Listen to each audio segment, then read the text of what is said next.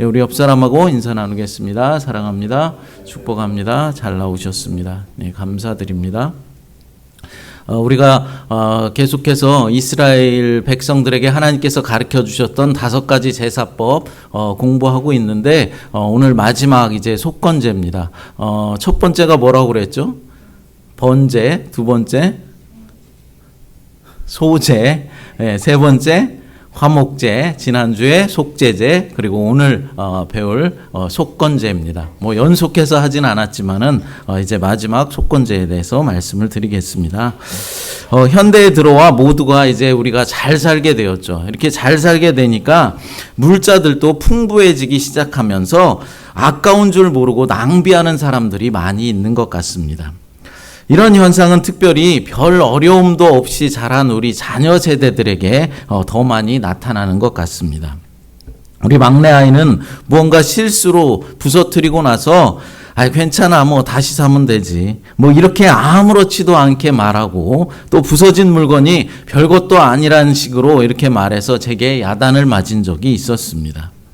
그러나 우리 부모님 세대들은 어떻습니까? 워낙 없이 살아서인지 물건들을 아주 소중하게 여기고 아끼려 한다라는 것이죠. 이러한 현상은 우리 교회에도 마찬가지인 것 같습니다. 요즘은 물자가 너무 풍부하다 보니까 교회에 바쳐진 성물을 그렇게 소중하고 귀하게 생각하지 않는 것 같습니다. 너무 많고 또 얼마든지 다시 새로 살 수 있으니까 하나님께 바쳐진 물건들을 너무 쉽게 대하고 함부로 대하는 그런 경향들이 있다라는 것이죠. 그러나 여러분, 하나님께 한번 드려진 물건은 그것이 아무리 하찮아 보이는 것이라고 할지라도 그것은 하나님의 성물입니다. 여러분, 성물이 무엇입니까? 하나님 앞에 드려진 모든 것들을 성물이다라고 말할 수 있는 것이죠. 그러니까 이 앞에 있는 이 강대상 그리고 십자가, 이것은 당연히 하나님께 바쳐진 성물이겠죠. 강대상과 십자가뿐만 아니라 여러분이 앉아있는 의자, 그리고 이 TV 모니터, 저 뒤에 있는 선풍기, 시계, 이런 모든 것들이 다 하나님께 드려진 성물이라는 것이죠.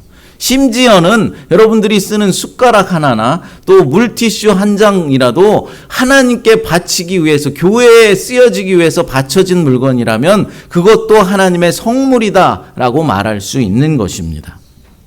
또한 하나님께 드려진 모든 종류의 헌금은 당연히 하나님의 것입니다.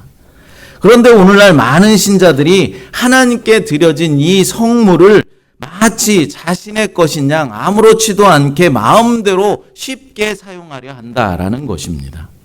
물론 교회의 사역을 위해서는 우리가 하나님께 바쳐진 것들을 사용해야 하는 것이죠. 그러나 자신의 이익을 위해서 함부로 너무 쉽게 교회 것을 사용하면 안 된다라는 것입니다. 제가 학생 때 교회를 섬기면서 좀 의아하게 생각했던 점이 하나 있었습니다. 그게 무엇이냐면은 제가 섬기던 시골 교회에 보면은 1층에 교육관이 있었는데 교육관 뒤편에 가보면 창고가 하나 있었습니다. 근데 그 창고에 가보면은 쓸만한 물건들이 가득 차여져 있었습니다. 히터라든가 뭐 선풍기 같은 것들, 고장난 것이 아니에요. 잘 고장나지 않고 사용할 만한 건데 그것들이, 멀쩡한 물건들이 창고에서 썩고 있었다라는 것이죠.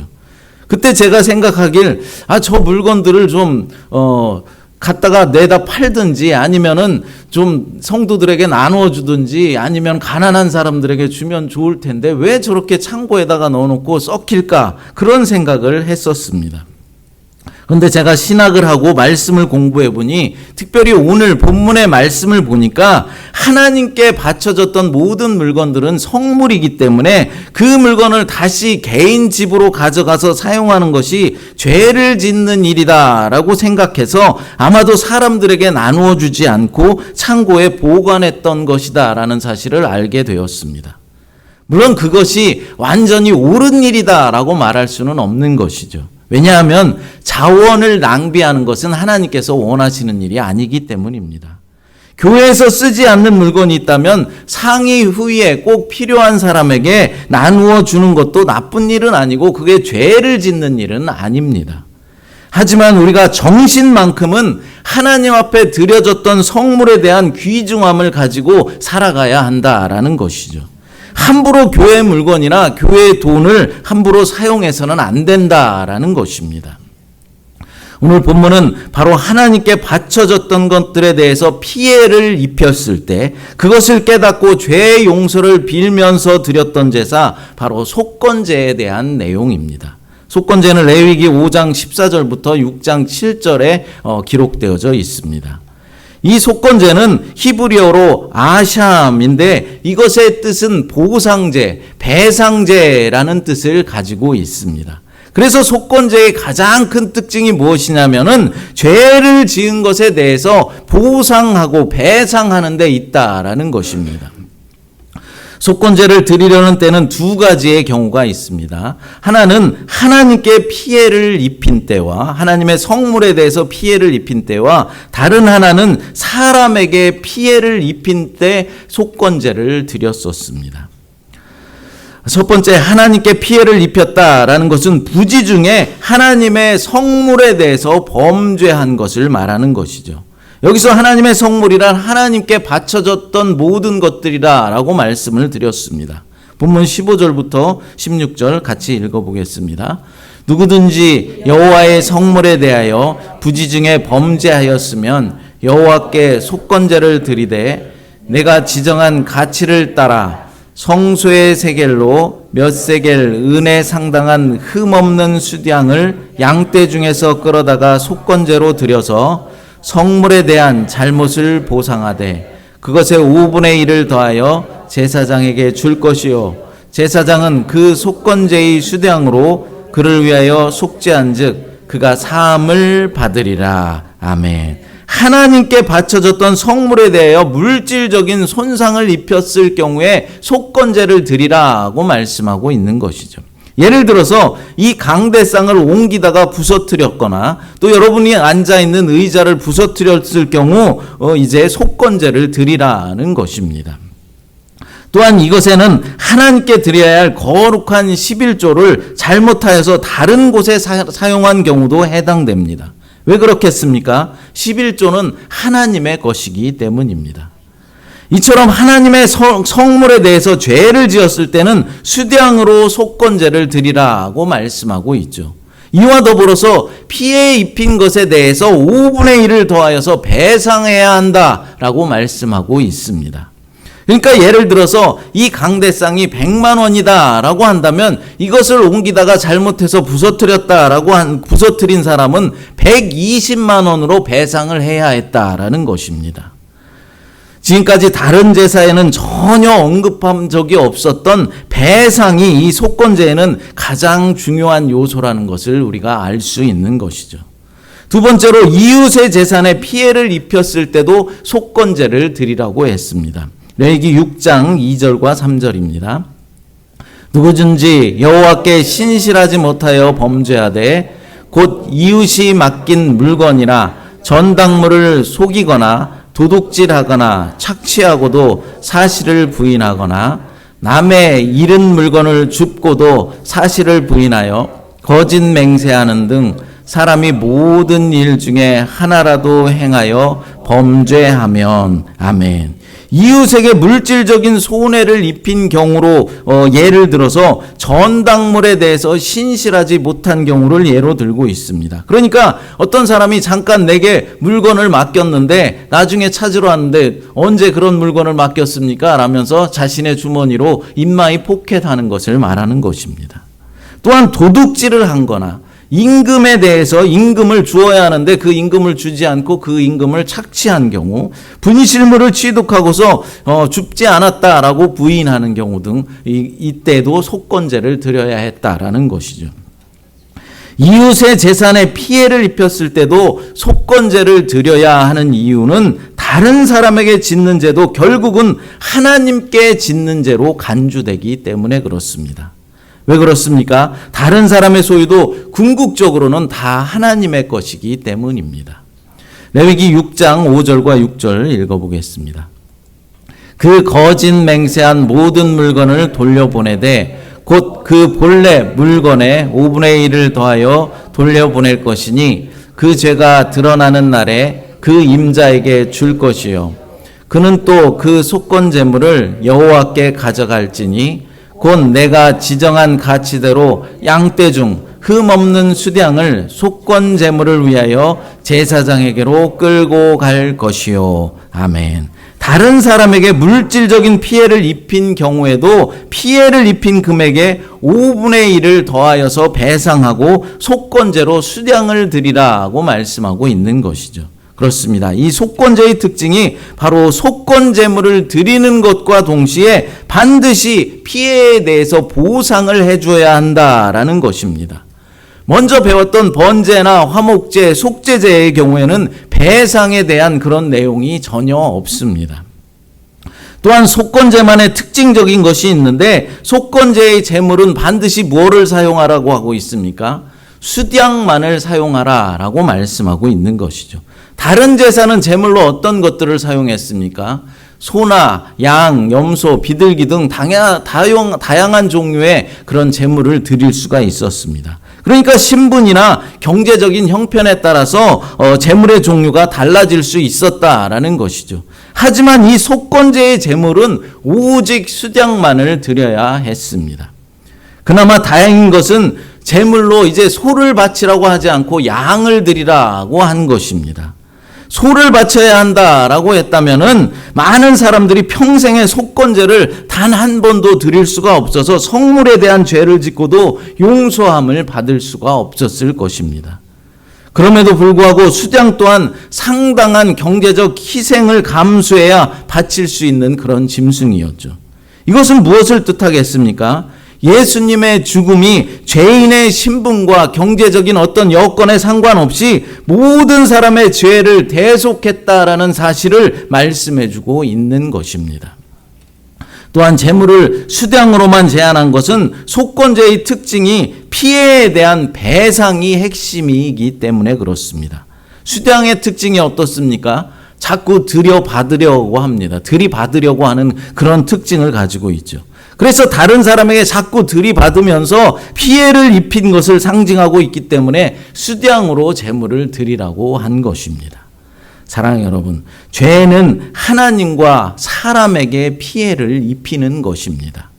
우리가 다른 사람에게 지은 죄도 궁극적으로는 하나님께 죄를 지은 것이 되는 것이죠. 따라서 속건제는 우리의 죄 때문에 피해를 입은 대상에게 피해 보상을 해야 한다라는 것을 말씀해주고 있는 것입니다. 똑같이 죄를 해결하는 제사라고 할지라도 먼저 배운 속죄제와 속건제의 의미가 다르다라는 것이죠. 속죄제는 어땠습니까? 죄의 오염에서 깨끗함을 얻는 그런 제사였지만 속건제의 강조점은 피해를 보상해 주는 데 있다라는 것이죠. 그럼 이 속건제는 신약시대에 어떻게 적용되었을까요? 속건제는 예수 그리스도의 십자가 죽음을 통해서 우리 죄 때문에 하나님 아버지께 피해를 입힌 그 피해가 완전히 보상되었음을 예표하는 제사였습니다. 그러니까 예수 그리스도는 우리의 속건제물이 되어 주셨다라는 것이죠. 예수님의 죽음은 우리의 죄값을 우리 대신 갚아 주신 것입니다. 죄가 죄를 짓는 대상에게 피해를 입힌다라는 이 말씀은 죄를 짓는 것이 빚을 지는 것과 같다라는 의미인 것이죠. 여러분, 주기도문에 보면은 이 주기도문의 이 죄를 빚진 것으로 묘사하고 있는 것을 볼 수 있습니다. 마태복음 6장 12절 말씀 읽어보겠습니다. 우리가 우리에게 죄 지은 자를 사하여 준 것 같이 우리 죄를 사하여 주시옵고. 아멘. 이것의 단어를 좀 바꿔서 적용해 본다면 아주 잘 이해가 될 것입니다. 우리가 우리에게 빚진 자를 탕감하여 준 것 같이 우리의 빚도 탕감하여 주시옵고. 이렇게 바꿀 수가 있는 것이죠. 그렇습니다. 하나님께서 우리의 죄의 빚을 탕감하여 주신 것은 그리스도께서, 예수 그리스도께서 우리를 대신해서 우리의 죄값을 하나님께 갚아 주셨기 때문입니다. 무엇으로 갚으셨습니까? 십자가상에서 속건제물이 되어 주심으로 갚아 주신 것이죠. 그러므로 우리는 다른 사람들이 우리에게 죄의 빚을 탕감해 달라라고 요청했을 때 죄의 빚을 탕감해 주어야 하는 것입니다. 잘못을 인정하고 용서를 빌고 나올 때는 너그러운 마음으로 우리는 용서를 해 주어야 하는 것이죠. 왜 그렇겠습니까? 바로 예수님의 사랑 때문입니다. 나도 예수님 때문에 죄의 빚을 탕감받은 자이기 때문에 그렇습니다. 속건제는 나의 잘못으로 다른 사람에게 피해를 입혔을 때 물질적인 피해에 대해서 충분히 배상을 해줘야 함을 말씀하고 있는 것입니다. 누가복음 3장 11절 말씀 읽어보겠습니다. 대답하여 이르되 옷 2벌 있는 자는 옷 없는 자에게 나눠줄 것이요 먹을 것이 있는 자도 그렇게 할 것이니라 하고 아멘. 세례 요한이 회개한 사람들에게 한 말씀입니다. 너희 이웃에게 옷과 음식을 나눠주라 라고 말씀하고 있는 것이죠. 옷 2벌 있는 자는 가난한 자에게 1벌은 나눠주라 라고 말씀하는 것입니다. 또 군인들에게 사람에게 어떤 물건이나 돈을 강제로 뺏지 말라라고도 말씀했고 세리들에게도 강제로 뺏지 말라라고 말씀했습니다. 이렇게 신자들의 실제의 삶 가운데서 주변 사람들에게 물질적인 고통을 주었던 그러한 행위를 돌이키라고, 그런 회개에 합당한 열매를 맺으라고 촉구했는데 이것이 다 속건제의 정신이다라는 것이죠. 구약시대의 속건제의 정신이 신약시대에도 계속해서 이어지고 있는 것입니다. 누가복음 19장에 가서 보면은 삭개오가 이제 예수님을 만나고 예수님을 믿게 되었을 때 이런 속건제의 원리를 잘 실천하고 있는 것을 볼 수 있습니다. 누가복음 19장 8절 말씀 읽어보겠습니다.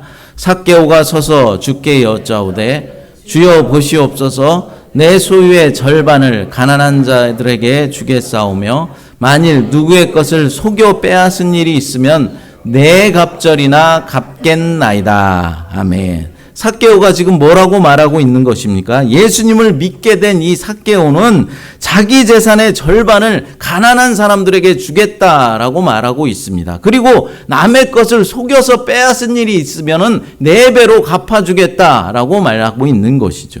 속건제의 원리가 아주 잘 적용되고 있음을 볼 수 있습니다.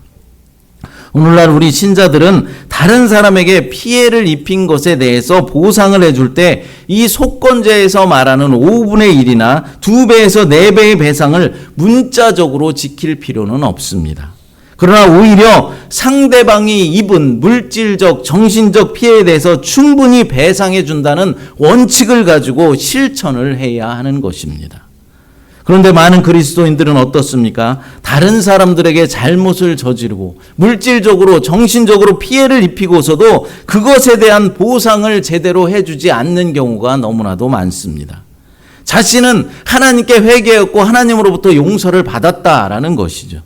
그러나 여러분, 속건제의 원리를 보면은 하나님께 제사를 드리고 나서 죄의 용서를 받았다라고 할지라도 그 피해를 입힌 상대방에게 충분한 배상, 충분한 보상을 해주어야 한다라는 사실을 말씀을 통해서 알 수가 있는 것이죠. 죄의 용서를 받았다라고 해도 배상은 해주어야 한다라는 것입니다.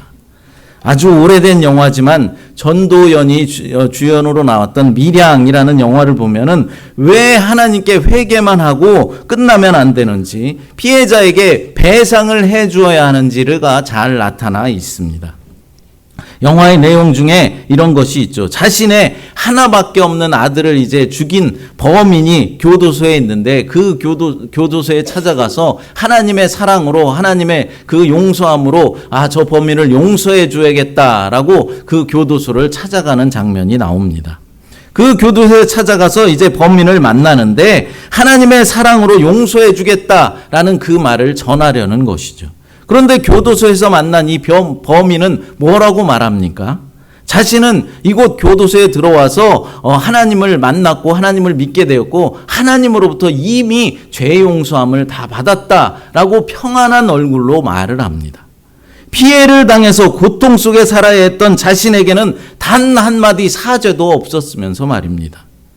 여러분, 잘못을 저지르고 하나님께만 용서를 받은 것으로 끝나면 되는 것입니까?